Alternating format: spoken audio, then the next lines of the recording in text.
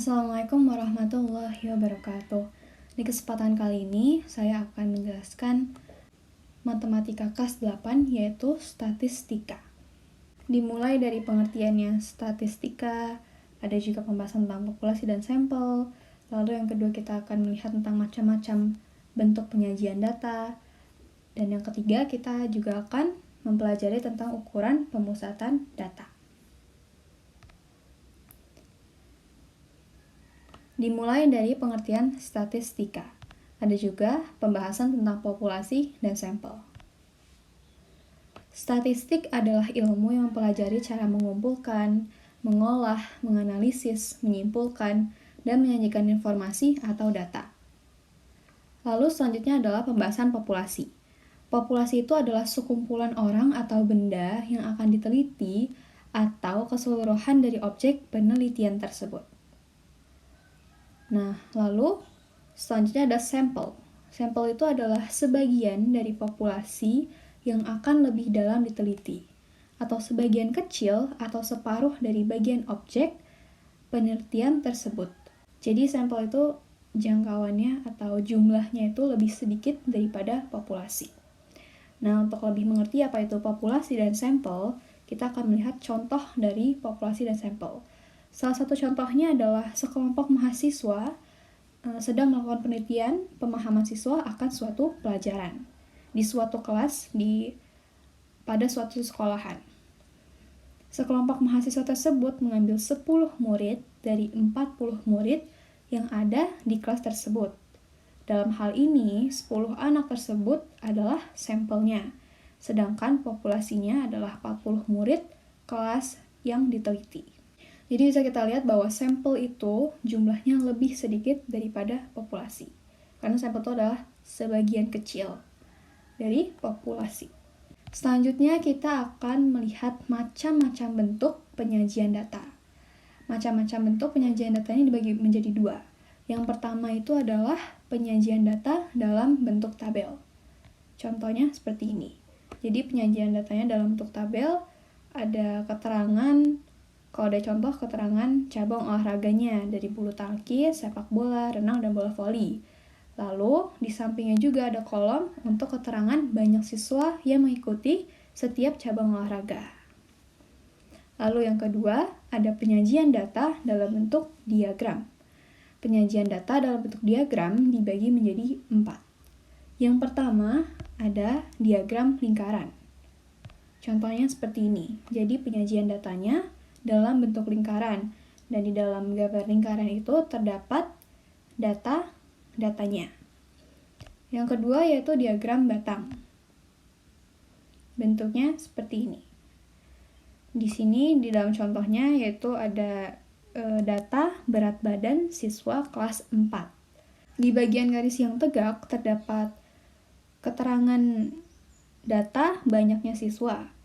Lalu di garis yang mendatar terdapat keterangan berat badan dalam kilogram. Lalu yang ketiga, setelah diagram batang ada diagram garis. Diagram garis ini sedikit mirip dengan diagram batang. Cuman kalau diagram batang itu menggunakan balok-balok atau batang, sedangkan diagram garis ini sesuai namanya menggunakan garis untuk menyajikan datanya.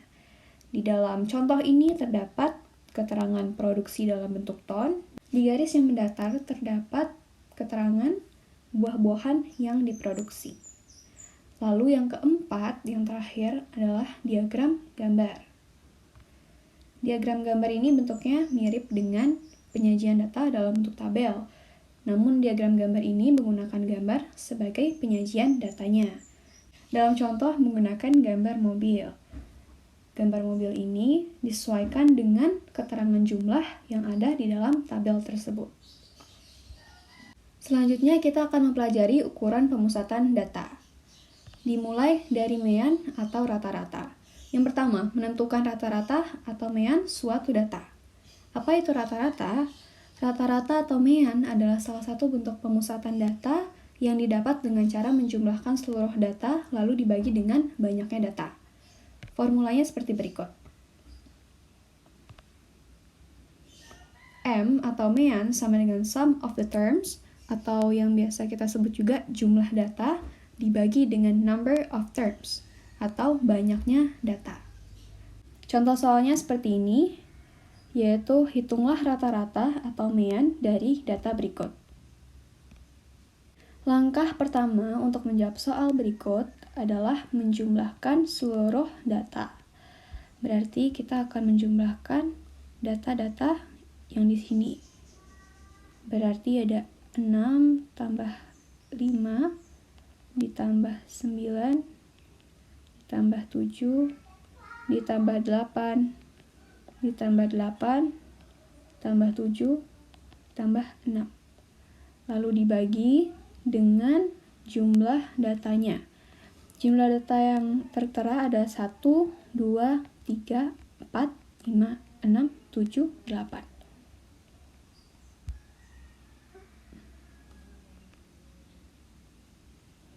Lalu kita jumlahkan.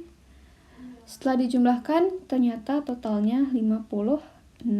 Berarti 56 dibagi dengan 8. Hasilnya sama dengan 7. Selanjutnya, yaitu menentukan median suatu data. Apa itu median? Median artinya nilai tengah, yaitu salah satu bentuk pemusatan data yang didapat dengan cara mengambil nilai tengah setelah data diurutkan. Diurutkannya itu dari yang terkecil hingga terbesar. Di sini ada kesimpulan bahwa data ganjil sama dengan data yang berada di tengah. Namun jika datanya genap, maka kita akan menjumlahkan dua data yang di tengah, lalu dibagi dengan 2. Contoh soalnya seperti berikut. Tentukan median dari data berikut. Nah, diketahui bahwa banyak data yang tersedia merupakan bilangan ganjil. Lalu jika disesuaikan, jika datanya ganjil, maka kita akan mengambil data yang berada di tengah. Langkah pertama yang kita lakukan adalah mengurutkan data-data yang ada di soal ini dari yang terkecil hingga yang terbesar. Berarti dimulai dengan angka 35, angka 40, 45,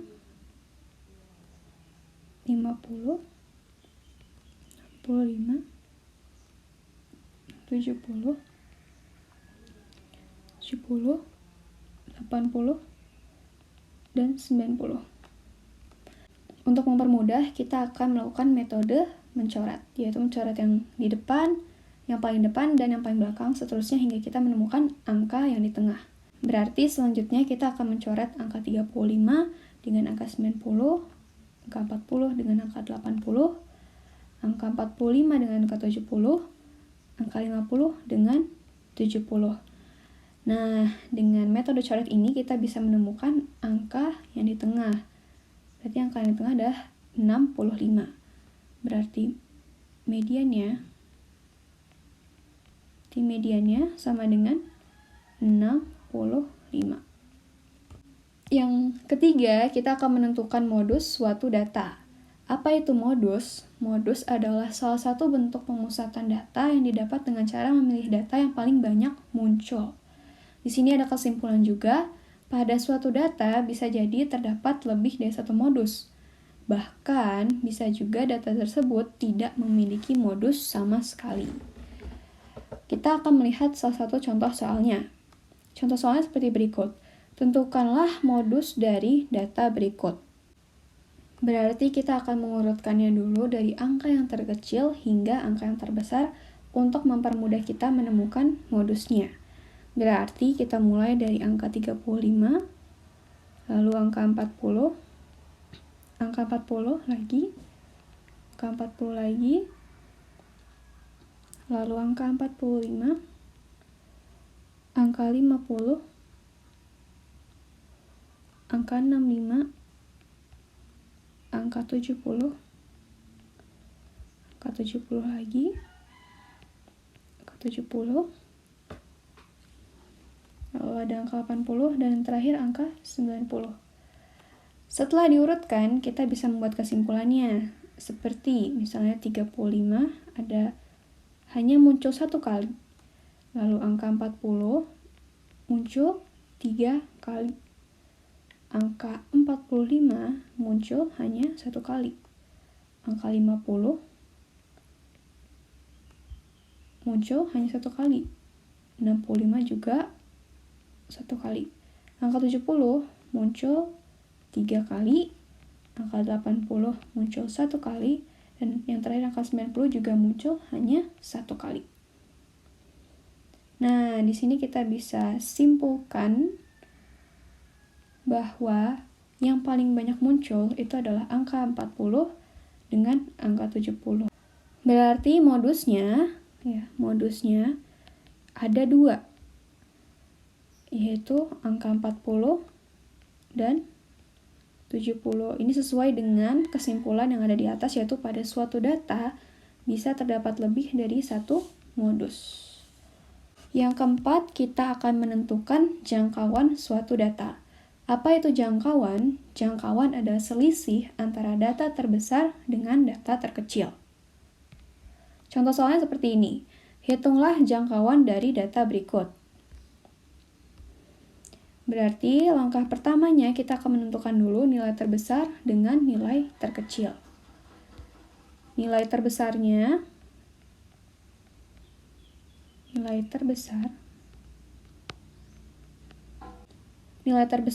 dari data ini adalah angka 25.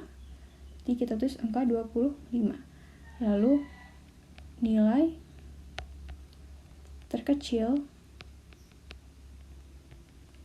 terkecilnya itu adalah angka 17. Lalu sesuai rumus, maka kita kurangkan, yaitu berarti 25 dikurang 17. 25 dikurang 17 sama dengan 8. Lalu yang kelima, kita akan menentukan kuartil suatu data. Apa itu kuartil? Kuartil adalah nilai yang membagi sekumpulan data menjadi 4 bagian yang sama setelah diurutkan. Di sini juga tertera bagaimana cara menentukan kuartil. Cara pertama yaitu urutkan data dari yang terkecil hingga terbesar.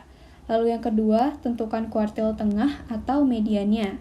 Lalu yang ketiga, yaitu menentukan kuartil bawah yang terletak di antara nilai terendah dengan mediannya, atau terletak di antara kuartil bawah dengan kuartil tengah. Yang keempat, yang terakhir, yaitu tentukan kuartil atas yang terletak di antara median dan nilai tertinggi, atau tentukan kuartil atas yang terletak di antara kuartil tengah dengan nilai tertinggi. Contoh soalnya seperti ini. Terdapat sejumlah data pengujian yang terdiri dari angka 5, 7, 4, 4, 6, 2, dan 8. Carikan nilai Q1 atau kuartil tengahnya atau mediannya, lalu Q2 yaitu kuartil bawah, dan Q3 yang terakhir yaitu kuartil atas. Kita akan mengerjakannya sesuai step by step. Kita akan mengerjakannya sesuai dengan cara yang tertera di atas. Yang pertama yaitu adalah urutkan data dari yang terkecil hingga terbesar. Berarti dimulai dari angka 2, ada angka 4, 2 kali. Itu angka 5, angka 6, angka 7, dan angka 8. Nah, bisa kita lihat angka yang berada di tengah itu adalah angka 5. Ya, ini berarti ini adalah Q1-nya. Q1. Lalu sebelum itu, bagian kanan, sisi kanan dari angka 5 ini adalah kuartil atas. Lalu kuartil bawahnya itu berada